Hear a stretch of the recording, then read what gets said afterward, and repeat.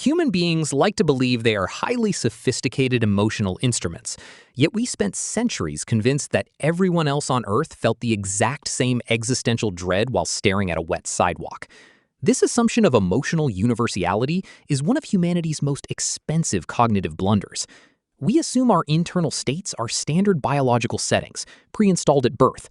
If you feel sad, a farmer in medieval Siberia must have felt that exact same emotional weight. But they did not. In 1974, anthropologist Michel Rizaldo arrived in the Philippines to study the Ilongot people, a tribe notorious for decapitating their neighbors. When asked why they hunted heads, the Ilongot did not cite tribal warfare, resource scarcity, or religious duty. They said they did it because of liget. Rizaldo spent years trying to translate this word, which seemed to encompass anger, grief, passion, and high-velocity physical energy. To the Western mind, killing a stranger because you are sad makes absolutely no psychological sense. The anthropological community dismissed it as a primitive misunderstanding of basic human psychology. They believed the Ilongot were just angry and lacked the vocabulary to say so. This arrogance blinded science to a radical biological truth. It would take a sudden, devastating tragedy in Rizaldo's own life to unlock the terrifying reality of liget. A reality that proves your brain is physically incapable of feeling certain emotions unless your culture gives you the linguistic permission to do so. Without these specific words, human brains process internal stimuli using inadequate cognitive frameworks that misinterpret physical biological signals. We wander through life feeling vague, unnamed discomforts, entirely unaware that a single word from a remote island could cure our chronic existential confusion. The stakes are not merely academic. The absence of these emotional categories actively shapes your daily neurochemistry, dictating how your heart beats and how your body processes stress. For decades, mainstream linguistics operated on the comforting belief that language is merely a set of labels we slap onto pre-existing real-world concepts. This is known as universalism. It asserts that a dog is a dog, anger is anger, and our words are just sticky notes we place on these universal truths. It is a highly democratic theory that unfortunately falls apart the moment you look at a brain scan.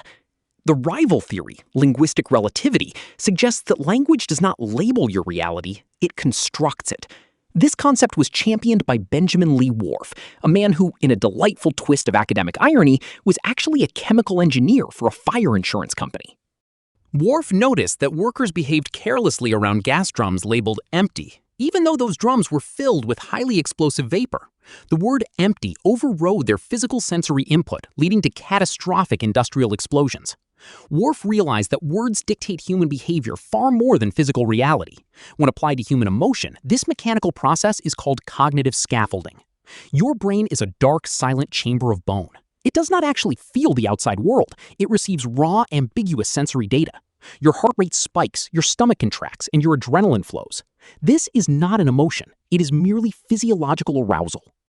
To make sense of this physical chaos, your brain frantically searches its vocabulary store for a concept that matches the physical pattern. If your vocabulary store only contains basic, low-resolution words like sad or angry, your brain forces that complex physical state into those crude boxes. This process forces complex physical states into inadequate cognitive categories. You are not actually experiencing a simple emotion. You are experiencing a linguistic compromise. If you lack the specific word for a highly nuanced feeling, your brain simply cannot stabilize that feeling into a conscious experience. It dissolves back into raw, unprocessed physical stress, slowly destroying your cardiovascular system from the inside out. Human cultures do not invent words for the aesthetic joy of poetry. They invent them to solve specific societal crises and regulate economic behavior. Take the Japanese concept of amaye. It is roughly translated as the desire to depend on another person's benevolence, specifically the desire for a mother's indulgence. In the West, such behavior in an adult is pathologized as codependency or emotional immaturity. In Japan, however, amaye is the vital social lubricant that prevents a highly dense, hyper-productive society from fracturing. It allows employees to surrender their autonomy to corporations in exchange for paternalistic care, transforming a potentially volatile capitalist hierarchy into a stable multi-generational family unit. Without the word amaye, the entire Japanese corporate infrastructure would struggle to justify its grueling work culture. Meanwhile, the Baining people of Papua New Guinea suffer from awumbuk. This is the specific, heavy listlessness that descends upon a household immediately after their guests depart. Instead of pathologizing this post-social depression as laziness or biological fatigue, the Baining identify it as a spiritual residue left behind by visitors. To cure it, they fill a bowl with water, let it absorb the heavy energy overnight, and throw it into the forest the next morning. This linguistic categorization turns a potentially disruptive, depressing transition into a predictable, manageable ritual. It preserves the tribe's collective productivity. Consider also the German word Kummerspeck, which translates literally to grief bacon. It describes the weight gained from stress eating. By naming this specific biological reaction, German culture strips the behavior of moral failure and converts it into a concrete, recognizable physical state.